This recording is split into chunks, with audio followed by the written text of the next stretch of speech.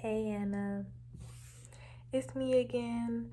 I'm gonna be reading the book that I created for our artist Wassily Kandinsky.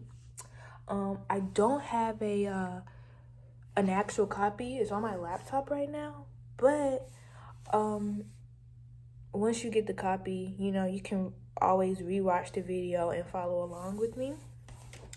Um, so let's see if I can show you this. But that's the cover. Hold on, let me show you. That's the cover of the book. It's Shape, Line, and Form, the Art of Wassily Kandinsky. Okay, and I'm going to go ahead and start reading. So I included a facts to know. Wassily Kandinsky was born on December 16th, 1866, in Moscow, Russia. In the beginning of his life, he didn't want to be an artist. In fact, he went to Moscow University where he studied law. After being interested in art, he attended an art school in a place called Munich, Germany. How can art be important to you? You may think art is just for fun or something you can enjoy as a hobby. However, you can learn a lot from it.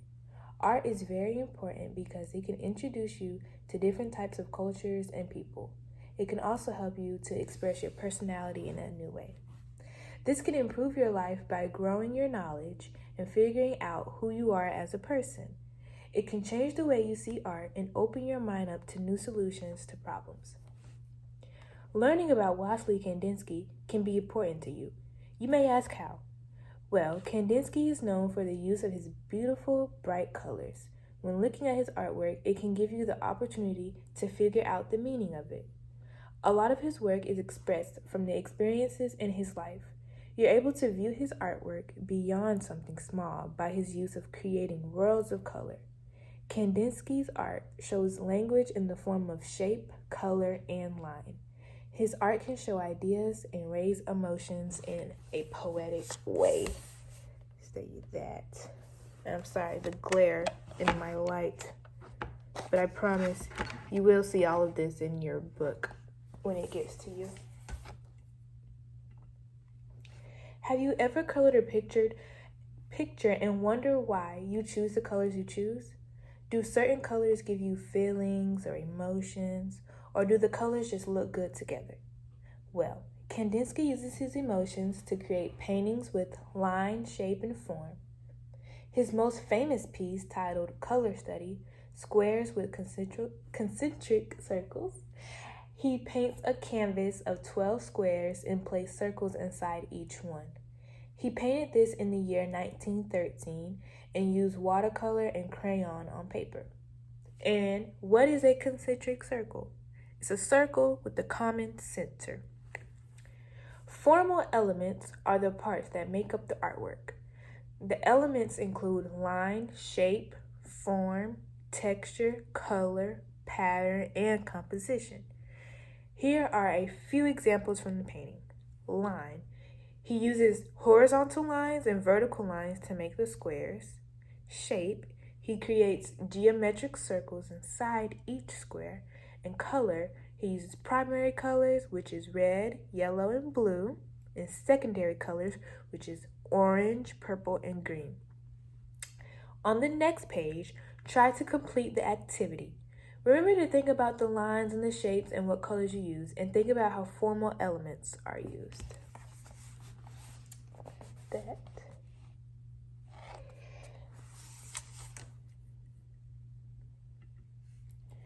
Color study activity. How to create your own version of Wassily Kandinsky's painting. The materials you'll need will be a pencil, 8.5 by 11 paper, acrylic or watercolor paint, and a paintbrush. So step 1, you're going to turn your paper landscape. Step 2, use a ruler to draw a horizontal line. Step 3, draw 2 vertical lines to make the 6 squares. And step 4, use your pencils and draw 3 rings in each square. And step 5 is paint the square and circle a different color and sign your name at the end. What is your favorite material to use for artwork? Is it colored pencil, crayons, markers? Kandinsky is known for using oil, watercolor, and tempera paint. The difference between these paints are that oil is thicker while watercolor is watery, and tempera paint is very smooth and it's not as thick as oil and it's not as watery as watercolor paint. And he uses another paint called gouache, which is similar to watercolor. So I just did the pictures.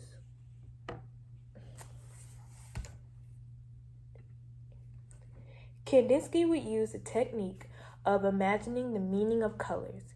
Yellow means warm and happy, and blue means sad. So that means he would use yellow for exciting pictures and blue for, unhappy pictures. Another technique he would use was connecting art with music. Kandinsky had a condition called synesthesia, which means two of his senses were connected.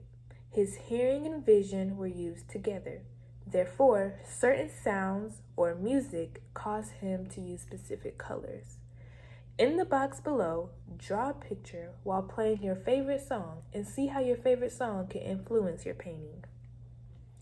Sometimes certain events or times in history can inspire an artist, whether it's a political movement or economic crisis. It can allow an artist to see the world differently. Once the artist goes through experiences in their life, they will express what they saw or how they felt about it. History can motivate artists to paint, draw, or sculpt in a certain way. That's the box that you paint in, and then this is the other picture for the next page. Wassily Kandinsky painted from his feelings about World War I. Kandinsky was very worried about the upcoming war, so it sparked his creativity. He also learned about different religious beliefs of Syrians and theosophies. And I also added pronunciations so you can pronounce the words correctly. Kandinsky used what he learned from those religious beliefs to finally be able to see the effects of colors and shapes. Therefore, he used colors, shapes, and lines to express his feelings about those beliefs in times before war. Wassily Kandinsky was inspired by a French painter named Claude Monet. He loved his art and the techniques he used. Kandinsky was influenced by a series of haystack paintings Monet created. He loved the way the landscape wasn't physically noticeable and how the colors and composition made the painting look beautiful. Kandinsky created a painting called Beach Baskets in Holland in 1904 to try to recreate Monet's paintings. Even though these two paintings look similar, Kandinsky made his look unique and different. You can see that Kandinsky uses colors differently. The colors show up more, while Monet's piece is more of like the colors are blended in. And he also doesn't show that many shadows, therefore it doesn't really have a realistic look to it. These are the pictures.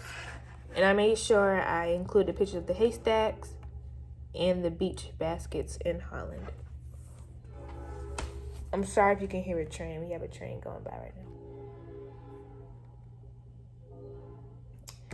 Find an artist that inspires you the most. Sorry about that. There was a train going by and it was loud. Okay. Find an artist that inspires you the most and create a piece of artwork based off what you see. For this activity, you want to recreate the style of your favorite artist's painting, but make it unique. Don't copy it. Make it your own by adding different colors and putting your own design in it. Print out a picture of your favorite artwork and glue it on the box on the top. Then recreate the picture in your own version in the box on the bottom. And yeah, so the instructions are right there, and then those are two boxes that you're going to use. So that is the last page. I hope that once you actually get the book, you enjoy it and you enjoy the little activities and all of that. But I really enjoyed creating the book, even though we didn't really get to talk. We didn't really get to, create the book together. It's fine. I still had fun, and hopefully when you get the book, you really like it. So, thank you.